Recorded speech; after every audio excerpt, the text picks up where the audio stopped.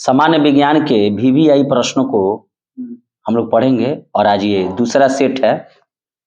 बताइएगा कि दलहन के जड़ में पाए जाने वाला जीवाणु कौन है।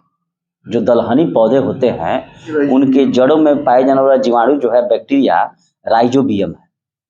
ठीक है, और यही राइजोबियम जो है वातावरण से नाइट्रोजन को नाइट्रेट के रूप में ग्रहण करते हैं।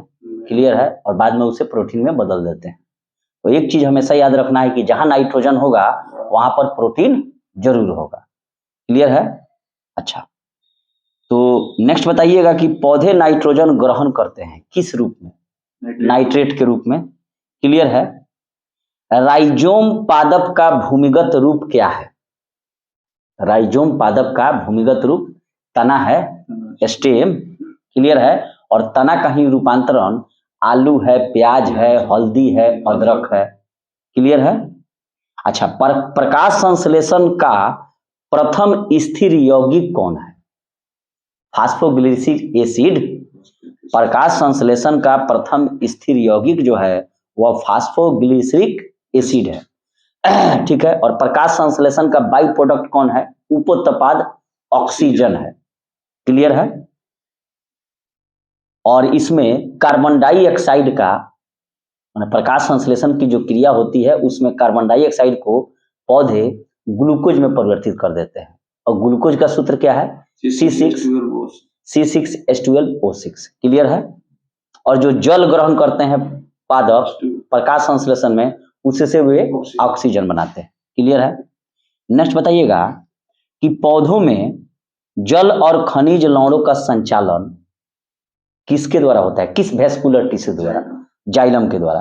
तो पौधे में जो है, पौधे जाइलम के माध्यम से जमीन से यानी कि भूमि से जल एवं खनिज लवण का अवशोषण करते हैं। तो जाइलम उसको ऊपर ले जाएगा और जब पत्तियों में भोजन बनेगा तो फ्लोएम जो है पूरे पौधे के शरीर में भोजन को फैला देगा। तो फ्लोएम तो फैल जाइए, और ज से जाइलम तो ज से जाइए। क्लियर है।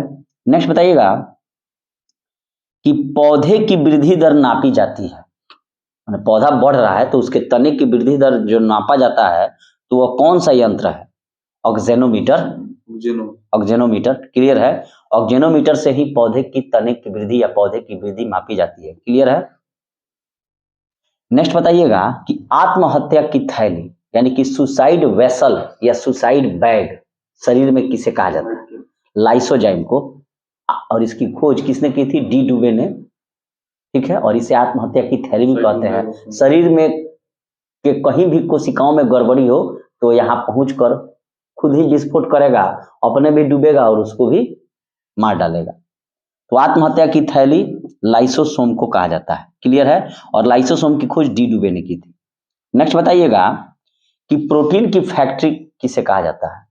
राइबोसोम को। राइबोसोम को प्रोटीन की फैक्ट्री भी कहा जाता है और प्रोटीन संश्लेषण का सेंटर भी राइबोसोम है। क्लियर है। अच्छा, डीएनए की खोज किसने की थी? फ्रेडरिक मिस्चर ने। डीएनए की खोज फ्रेडरिक मिस्चर ने की थी। और डीएनए का डबल हेक्सिल मॉडल जो है वो बनाए थे वाटसन एंड क्रिक ने, तब जाके इनको नोबेल पुरस्कार मिला था। और डीएनए का संश्लेषण का प्रतिपादन किसने किया? आर्थर कॉर्नबर्ग ने। ठीक है। नेक्स्ट बताइएगा कि डीएनए और आरएनए क्या है? न्यूक्लिक एसिड है, और यही आनुवांशिक पदार्थों को एक पीढ़ी से दूसरी पीढ़ी में ले जाते हैं। न्यूक्लिक एसिड है। ठीक है। और नेक्स्ट बताइएगा कि डीएनए की इकाइयां हैं क्या? न्यूक्लियोटाइड्स। ठीक है।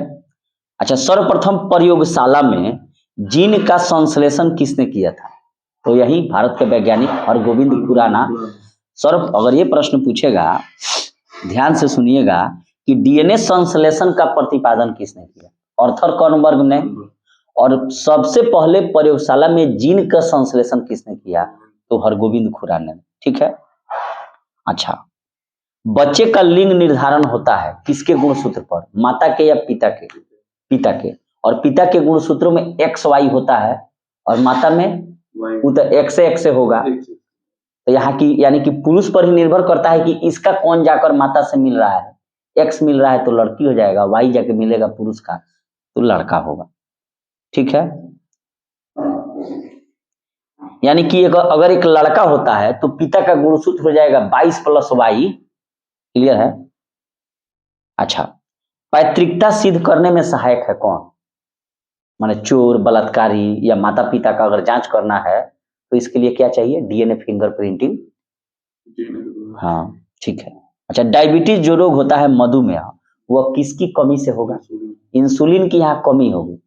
तो इंसुलिन का कम होना और शर्करा की मात्रा ब्लड में बढ़ना, ये डायबिटीज है। क्लियर है? इंसुलिन की खोज किसने की थी? बैंटिंग एवं बेस्ट ने। क्लियर है? और इंसुलिन शरीर में कहाँ बनती है? पैंक्रियाज के बीटा सेल में, अग्नाशय के बीटा सेल में। ठीक है, और सबसे पहले इंसुलिन की खोज किसको दी गई थी? कनाडा का था एक। ठीक है, कनाडा में ही सबसे पहले सुई दी गई थी। अच्छा, ब्रोंकाइटिस एक रोग है किसका? शरीर के किस अंग का? श्वास नली का ब्रोंकाइटिस।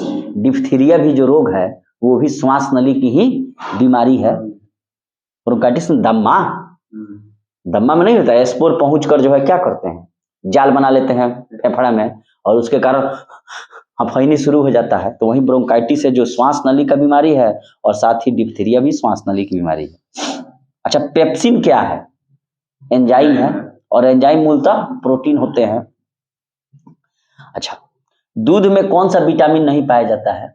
Vitamin C. बिल्कुल सही है, विटामिन सी नहीं पाया जाता है। नहीं, दूध में विटामिन सी नहीं पाया जाता है। क्लियर है? और साथ ही मूत्र के साथ भी विटामिन सी का उत्सर्जन होता है शरीर से। विटामिन सी सबसे अधिक खट्टे फलों यानी कि नींबू, संतरा वगैरह में पाया जाता है। आंवला में सबसे ज्यादा पाया जाता है। विटामिन सी की कमी से क्या होता है? स्कर्वी हो जाता है, यानी कि मसूड़ों का रोग हो जाएगा, खून लगेगा देने। और क्लियर है? तो दूध में नहीं पाया जाता है वह विटामिन सी है, और विटामिन सी की अगर कमी हो जाएगा तो घाव भी जल्दी नहीं भरेगा। अच्छा, प्लाज्मोडियम परजीवी किस रोग का है? मलेरिया का है, वही ना प्लाज्मोडियम है, मादा एनोफिलीज मच्छर। मलेरिया रोग का वाहक है मादा एनोफिलीज मच्छर। और मलेरिया रोग से प्रभावित अंग कौन है? प्लीहा यानी कि स्प्लीन और आरबीसी, ये दोनों प्रभावित होंगे। ठीक है, मानव मूत्र से कौन सा विटामिन उत्सर्जित होगा? विटामिन सी उत्सर्जित होगा। ठीक है, और मूत्र जो है उसका पीएच मान क्या है? 6 है, यानी कि ये अम्लीय है। और पीएच स्केल की खोज सोरेनसन ने की थी। ठीक है, मूत्र का जो पीला रंग होता है वो किसके कारण होता है? यूरोक्रोम के कारण, और यूरोक्रोम बनता है हीमोग्लोबिन के विखंडन से। क्लियर है? अच्छा, मेढक का जो हृदय होता है हार्ट, उसमें कितने चेंबर होते हैं? 3 चेंबर होते हैं। मेढक का हृदय त्रिवेष्मी होता है, यानी कि 3 चेंबर होता है। और साथ ही क्रोकोडाइल का और मनुष्यों के 4 चेंबर होते हैं। क्लियर है? अच्छा, बताइएगा, रक्त अगर बह रहा है, रक्त का प्रवाह हो रहा है, खून निकल रहा है, तो उसको रोकने के लिए किसका उपयोग किया जाता है? फेरिक क्लोराइड का। रक्त प्रवाह को रोकने के लिए फेरिक क्लोराइड का प्रयोग होता है। अच्छा, शरीर में पाए जाने वाला सबसे प्रचुर मात्रा में तत्व कौन है? ऑक्सीजन है। ठीक है, ऑक्सीजन है। मनुष्य के शरीर में कितना प्रतिशत जल होता है? 60 से 80%। देखिए, बच्चों में होता है ना, वो बच्चों में 80% होता है, वयस्कों में 65 से 70 होता है, महिलाओं में हो जाएगा आपको 60 से 65। मानव शरीर का सामान्य तापक्रम कितना डिग्री सेल्सियस होता है? 37 डिग्री सेल्सियस या 98.6 डिग्री फ़ारेनहाइट या 310 केल्विन। ठीक है, नेक्स्ट बताइएगा कि कोशिका के भीतर श्वसन का केंद्र कौन होता है? माइटोकॉन्ड्रिया। और माइटोकॉन्ड्रिया को ही हम लोग सूत्र कणिका कहते हैं, और कोशिका का पावर हाउस भी कहते हैं। क्लियर है? अच्छा, कोशिका के अध्ययन क्या कहलाता है? साइटोलॉजी। क्लियर है? कोशिका का अनुवांशिक पदार्थ कौन है? वही डीएनए। क्लियर है? कोशिका शब्द किसने दिया था? रॉबर्ट हुक ने। ठीक है, अच्छा, तंत्रिका तंत्र की रचनात्मक एवं क्रियात्मक इकाई क्या है? न्यूरॉन है। और वृक्क की कार्यात्मक इकाई नेफ्रॉन है। शरीर की सबसे लंबी कोशिका कौन है? तंत्रिका तंत्र ही है। और सबसे छोटी जीवित कोशिका कौन है? माइक्रोप्लाज्मा गेली सेप्टिकम। जीवन की सबसे छोटी रचनात्मक एवं कार्यात्मक इकाई क्या है? सेल है, कोशिका है। ठीक है, और कोशिका शब्द रॉबर्ट हुक ने दिया था। अच्छा, मनुष्य में क्रोमोसोम की संख्या कितनी होती है? संख्या, हाँ बिल्कुल 46 होगा और 23 जोड़ी होगा। ठीक है, अच्छा है। अच्छा, गुणसूत्रों का निर्माण कैसे होगा? क्रोमैटिन जाल से। अच्छा, गुणसूत्र यानी कि क्रोमोसोम की खोज किसने की थी? वाल्डेयर ने। ठीक है, मनुष्य में मेरुदंड में कितनी जोड़ी तंत्रिका तंत्र होती है? 31 जोड़ी, यानी कि टोटल हो गया 62। नेक्स्ट बताइएगा, समसूत्री विभाजन कहाँ होता है? कायिक कोशिकाओं में। समसूत्री विभाजन कायिक कोशिकाओं में होता है। और वहीं अगर अर्धसूत्री विभाजन कहा जाएगा तो लिंग जनन करने वाली कोशिकाओं में अर्धसूत्री होगा और कायिक कोशिकाओं में समसूत्री। अच्छा, नेक्स्ट बताइएगा, स्तंभ कंद यानी कि स्टेम, तना का उदाहरण बताइए कोई। तना का आलू हो जाएगा। स्तंभ कंद का उदाहरण है आलू। ठीक है, प्याज भी तो है स्टेम का, लेकिन स्तंभ कंद कुछ, हाँ, स्तंभ कंद का हो जाएगा आलू। ठीक है, धन कंद का हो जाएगा बंडा केसर, ये सब धन कंद है। और सल्क कंद का उदाहरण हो जाएगा प्याज। क्लियर है। और प्रकंद यानी कि राइजोम का उदाहरण हो जाएगा अदरक एवं हल्दी। क्लियर है। अच्छा, अमरूद का कौन सा भाग हम लोग खाते हैं? फल, भित्ति एवं बीजांडसन। अंगूर, शरीफा, टमाटर, अमरूद, ये सब का हम लोग फल, भित्ति और बीजांड दोनों खा जाते हैं। ठीक है, आम, पपीता और बेर का खाने योग्य भाग कौन है? मध्य फल भित्ति है। ठीक है, फूलगोभी का कौन सा भाग खाते हैं? वहीं पुष्पक्रम। पुष्पक्रम का। अच्छा, हल्दी में पीला रंग किसके कारण होता है? कुकुरमीन के कारण। हाँ, टमाटर में लाल रंग लाइकोपीन के कारण। मिर्च में चरपराहट कैप्सेसिन के कारण। आलू में हरा रंग सोलोनेसी के कारण। और यही जो है हल्दी का वैज्ञानिक नाम क्या है? कुकुरमीन लौंगा। यही बिहार पुलिस में प्रश्न पूछा था कि निम्न में से किसका वैज्ञानिक नाम कुकुरमीन लौंगा है? तो वो क्या है? हल्दी। नेक्स्ट बताइएगा कि अदरक और आलू के खाने योग्य भाग कौन है? तना। हद कर दी आपने, हल्दी, अदरक। अच्छा, दूध में पाई जाने वाली चीनी कौन है? शर्करा, लैक्टोज है। और लैक्टोबैसिलस जीवाणु के कारण ही दूध दही से दूध क्या बन जाता है? दही बन जाता है। क्लियर है। मक्खन जो दुर्गंध देता है तो कौन सा एसिड उसमें हो जाता है? ब्यूटराइक एसिड। क्लियर है। अच्छा, कपड़ा सुखाने और दूध से मक्खन निकालने वाली मशीन किस सिद्धांत पर कार्य करता है? हाँ, अपकेंद्रीय बल के सिद्धांत पर। और यही प्रश्न 68 बीपीएससी में पूछा हुआ भी है कि कपड़ा सुखाने यानी कि वॉशिंग मशीन और दूध से मक्खन निकालने वाली मशीन किस सिद्धांत पर काम करता है? तो अपकेंद्रीय बल के सिद्धांत पर। ठीक है। अच्छा, दूध से अगर क्रीम को निकाल लीजिएगा तो उसका घनत्व तो क्या हो जाएगा? डेंसिटी बढ़ जाएगा। क्लियर है। अच्छा, एक अश्व शक्ति में, एक हॉर्स पावर में कितने वाट होते हैं? 746 वाट होते हैं। तो एक हॉर्स पावर में 746 वाट होता है। अगर यही पूछा जाए कि एक साधारण मनुष्य है उसमें कितना हॉर्स पावर की शक्ति होती है, तो 0.05 हॉर्स पावर से लेकर 0.1 हॉर्स पावर तक। एक हॉर्स पावर में 746 वाट, तो साधारण जो मनुष्य है उसमें कितना हॉर्स पावर की शक्ति होती है? 0.05 हॉर्स पावर से 0.1 हॉर्स पावर तक। क्लियर है। नेक्स्ट बताइएगा कि जल का घनत्व अधिकतम कितना डिग्री सी पर होगा? 4 डिग्री सी पर। तो 4 डिग्री सी पर जब जल का घनत्व अधिकतम हो जाएगा तो 4 डिग्री सी पर जल का आयतन क्या होगा? न्यूनतम हो जाएगा। यानी कि 4 डिग्री सी पर जल का घनत्व क्या होगा? ज्यादा होगा और अधिकतम हो जाएगा और आयतन न्यूनतम हो जाएगा। और 0 डिग्री सी पर बर्फ जल क्या होता है? सफेद बर्फ में बदल जाता है। क्लियर है। अच्छा, जल क्या है? जल से संबंधित तो बीपीएससी पकड़ के रखा है, जल उदासीन होता है। क्लियर है। सात। और इसका पीएच मान क्या होगा, 7 होगा। और वो भी कौन, शुद्ध जल। शुद्ध जल। अम्लीय जल तो क्या हो जाएगा, वो तो विद्युत का कुचालक हो जाएगा, सुचालक हो जाएगा। और शुद्ध जल जो है विद्युत का कुचालक है। और 97% भाग अम्लीय जल है जो समुद्रों में है। मात्र 3% जल ही शुद्ध जल है जो पीने योग्य है। क्लियर है। जल का क्या अणु सूत्र होता है, H2O। और जल क्या है, यौगिक है। क्लियर है। अच्छा नेक्स्ट बताइएगा, मूल रंग कहलाते हैं, 3 ही रंग मूल रंग कहलाते हैं वास्तविक रंग। कौन, नीला, हरा और लाल। नीला, हरा और लाल जो है, नीला, यही मूल रंग कहलाते हैं। ठीक है।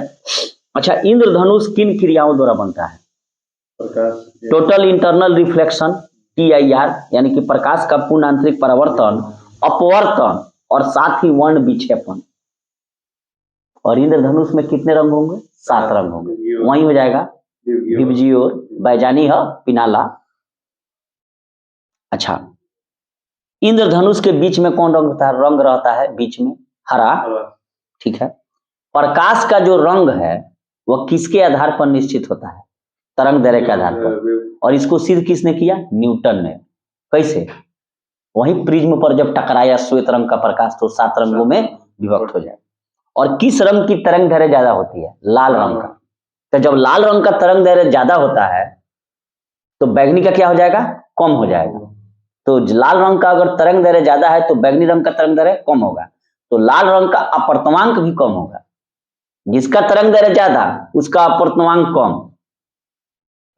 तो बताइएगा आप कि किस रंग का तरंग दैर्ध्य ज्यादा होगा, लाल रंग का। और किस रंग का अपवर्तनांक कम होगा, लाल रंग का।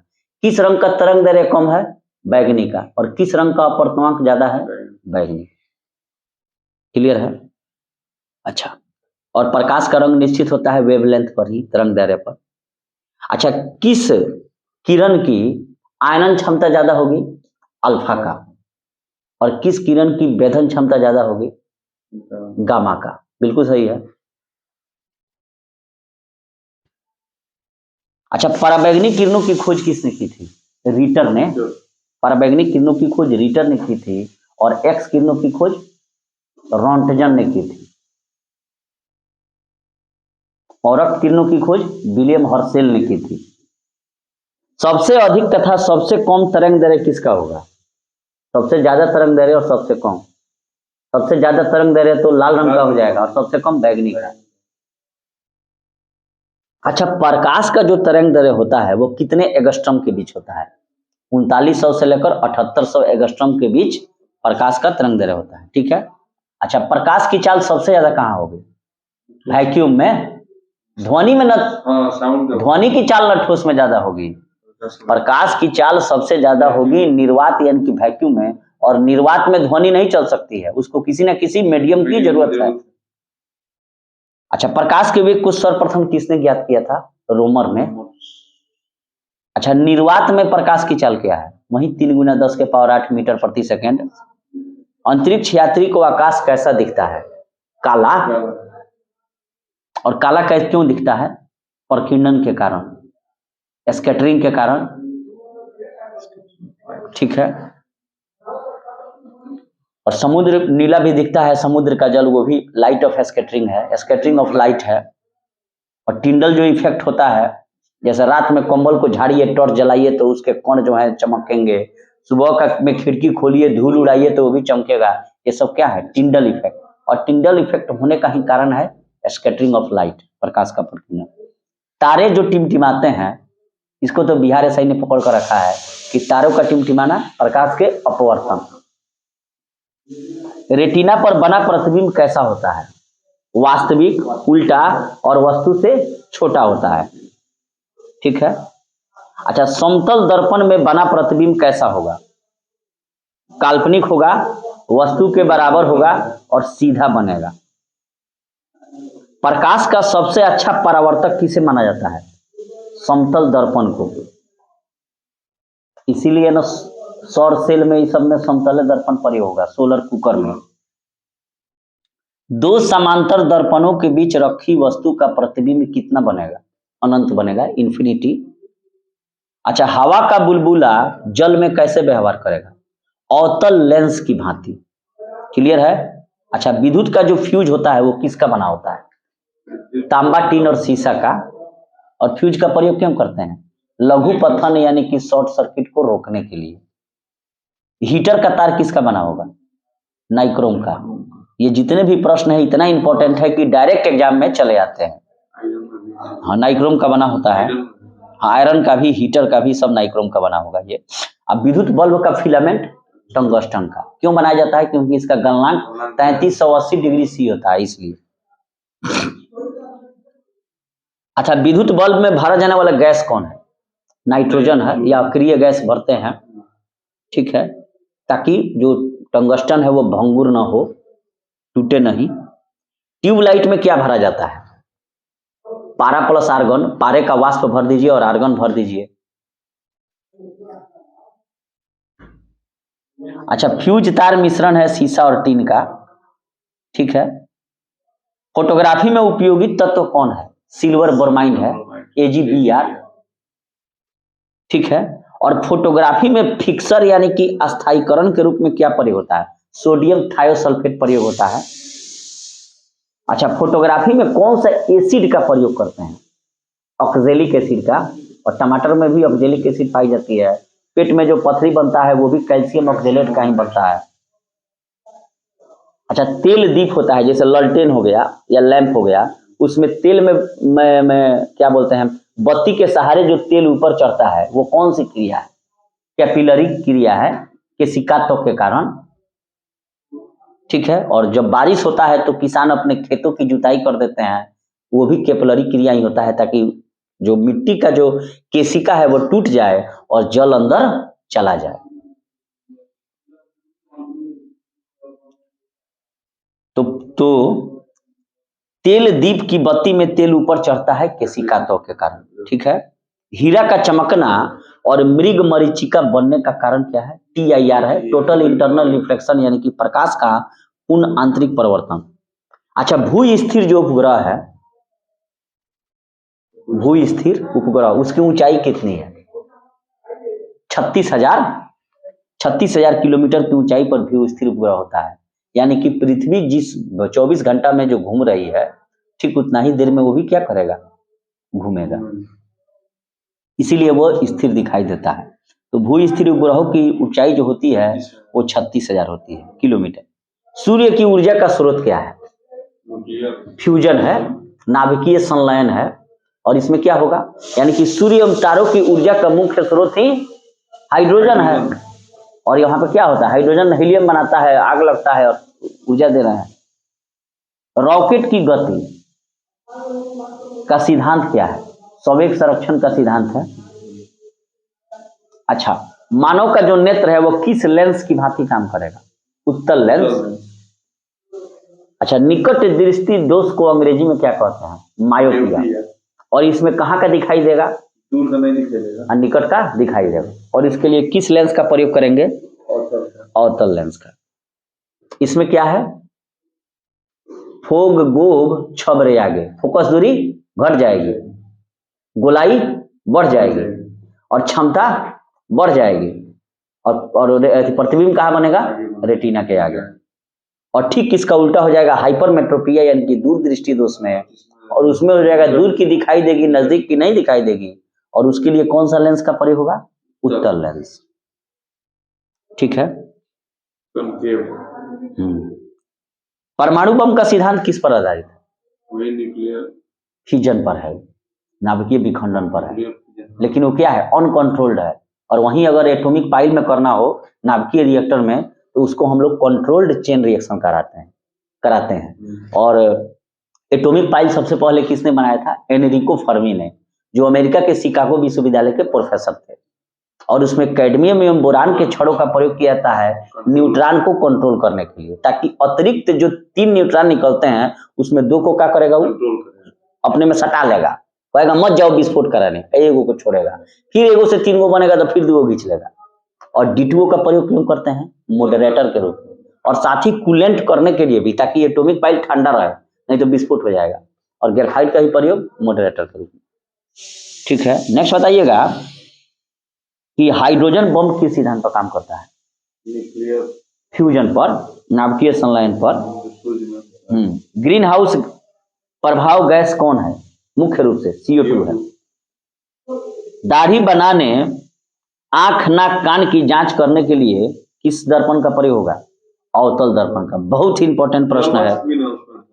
तो जलवाष्प की मात्रा ना 60% होती है, लेकिन मुख्य रूप से अगर उत्तरदायी जो ग्रीन हाउस गैस है उसको मानव को ही माना गया है। मानव तो जलवाष्प नहीं ना बनाएगा, तो इसलिए हमेशा CO2 को मारना है। प्रतिष्ठा पूछेगा तब जाके जलवाष्प होगा। दाढ़ी बनाने, आंख कान नाक की जांच करने में प्रयोग होगा कॉनकेव अवतल, यानी कि अवतल दर्पण का। क्लियर है? चलिए बताइएगा लो कि दूध में पाए जाने वाला शर्करा यानी कि चीनी क्या है? लैक्टोज है। क्लियर है? अच्छा, जल का घनत्व अधिकतम कितने डिग्री सी पर होगा? 4 डिग्री सी पर। तो आयतन भी 4 डिग्री सी पर न्यूनतम हो जाएगा।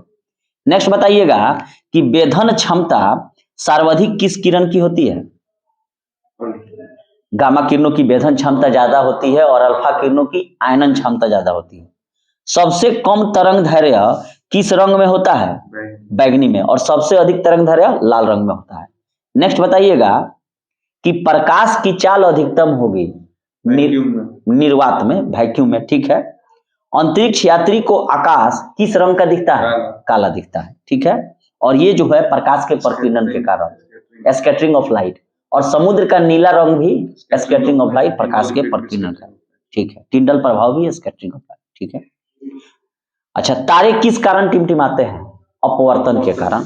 क्लियर है? बार बार पूछा जाता है इससे संबंधित BRSI में कि तारे किस कारण टिमटिमाते हैं। जल में पड़ी हुई मछली ऊपर क्यों उठी दिखाई देती है? गिलास पानी से भरा उसमें सिक्का है, वो भी ऊपर क्यों दिखता है? छड़ डालिएगा पानी में तो वो भी टेढ़ा क्यों दिखेगा? पनिया से ऊपर तो सीधा दिखेगा, अब पनिया के भीतर जितना रहेगा टेढ़ा दिखेगा, अपवर्तन के कारण। अच्छा, हीटर का तार किसका बना होता है? नाइक्रोम का। तेल दीप की बत्ती में तेल ऊपर किसकी क्रिया कारण? कैपिलरी क्रिया के कारण चढ़ता है, यानी कि केशिका तो कारण। ग्रीन हाउस प्रभाव गैस कौन है? CO2। मुख्य रूप से CO2 है, नहीं तो CH4 ये सब होगा, NO2 भी हो सकता है। परमाणु बम किस सिद्धांत पर काम करता है? Uncontrolled nuclear fission. ठीक है, यानी कि अनियंत्रित परमाणु विखंडन, नाभिकीय विखंडन। अच्छा, हाइड्रोजन बम किस सिद्धांत पर काम करता है? यानी कि अनियंत्रित नाभिकीय संलयन। टमाटर का लाल रंग लाइकोपिन के कारण। हल्दी का पीला रंग कुकुरुमिन के कारण। पपीता का खाने योग्य भाग कौन है? मध्य फल भित्ति। ठीक है। टमाटर का खाने योग्य भाग ये भी मध्य फल भित्ति है और बीजांडसन है। हाँ, टमाटर का खाने योग्य भाग टोटली खा जाते हैं हम लोग, फल भित्ति भी उसका खा जाते हैं और साथ ही बीजांडसन खा जाते हैं। और पपीता का खाने योग्य भाग मध्य फल भित्ति है, क्योंकि पपीता का छिलका हटाकर हम लोग खाते हैं, बीजवा तो नहीं ना खाते हैं पपीता का। लेकिन टमाटर में क्या होता है, डायरेक्ट उसको पूरा खा जाएंगे, पूरा फल वे खा जाएंगे। अमरूद को भी पूरा फल वे खा जाएंगे, तो उसमें बीज सब हम लोग खा जाते हैं, इसीलिए बीज बाहर निकलता है तो सड़क किनारे जम भी जाता है। कोशिका के भीतर श्वसन केंद्र कौन है? माइटोकॉन्ड्रिया, सूत्रकणिका। ठीक है। कोशिका का अनुवांशिक पदार्थ क्या है? DNA mRNA दोनों हो जाएगा। कोशिका का जो अनुवांशिक पदार्थ है वो DNA होगा। ठीक है। कोशिका का अनुवांशिक पदार्थ DNA। और शरीर की सबसे लंबी कोशिका कौन होगी? तंत्रिका तंत्र की। सबसे छोटी जीवित कोशिका कौन है? Mycoplasma gallisepticum. मनुष्य में क्रोमोसोम की संख्या कितनी होगी? 23 जोड़ी या 46। गुणसूत्र की खोज किसने की थी? वाल्डेयर ने। मनुष्य के मेरुदंड में कितनी जोड़ी तंत्रिका होती है? 31 जोड़ी, यानी कि 62। मानव शरीर का सामान्य तापमान कितना डिग्री सी है? 37 degree Celsius Fahrenheit. 310 degree kelvin, 310 kelvin 98.6 degree Fahrenheit या 37 डिग्री सी मनुष्य के शरीर का सामान्य ताप है। अच्छा, मानव मूत्र में कौन सा विटामिन निकलता है? Vitamin C।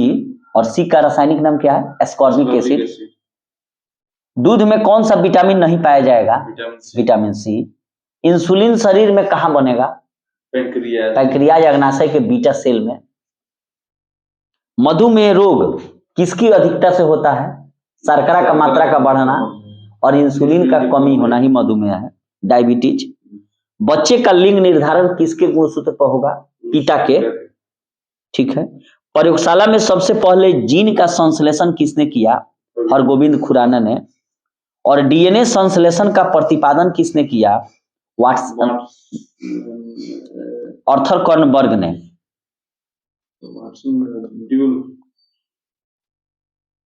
काहे गलती दिख रहा है जी? डीएनए संश्लेषण का प्रतिपादन किसने किया?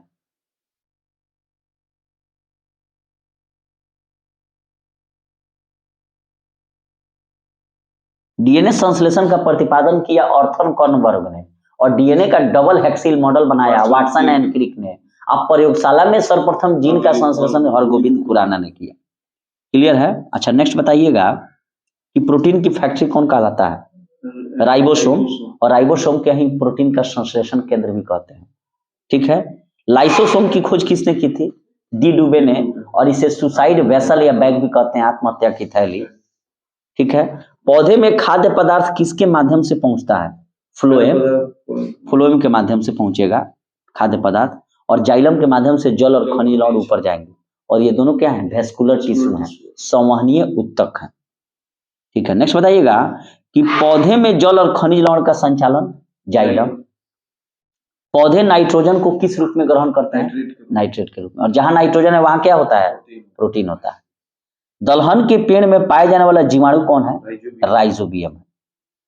और यही जो है नाइट्रोजन को नाइट्रेट के रूप में ग्रहण करके प्रोटीन में बदल देते हैं। इसलिए कहा जाता है कि दलहन खाइए, प्रोटीन बढ़ेगा। और प्रोटीन बढ़ेगा तो क्या होगा? टूट फूट की मरम्मत होगी और बॉडी बिल्डिंग भी होगा। प्रकाश संश्लेषण की सबसे क्रिया सबसे अधिक किस रंग के प्रकाश में होती है? लाल रंग में होगा। और सबसे कम थी में होगा, बैगनी में होगा। प्रकाश संश्लेषण की क्रिया सबसे ज्यादा लाल रंग और सबसे कम बैगनी रंग। लेकिन कहीं कहीं दो रंग और पूछता है कि किस में? तो लाल और नीले रंग में होगा। लाल नीले रंग में प्रकाश संश्लेषण की क्रिया ज्यादा होगी और बैगनी रंग में सबसे कम होगा। नेक्स्ट बताइएगा कि कोशिका के भीतर श्वसन केंद्र क्या कहलाता है? माइटोकॉन्ड्रिया। इसे ही कोशिका का पावर हाउस भी कहा जाता है।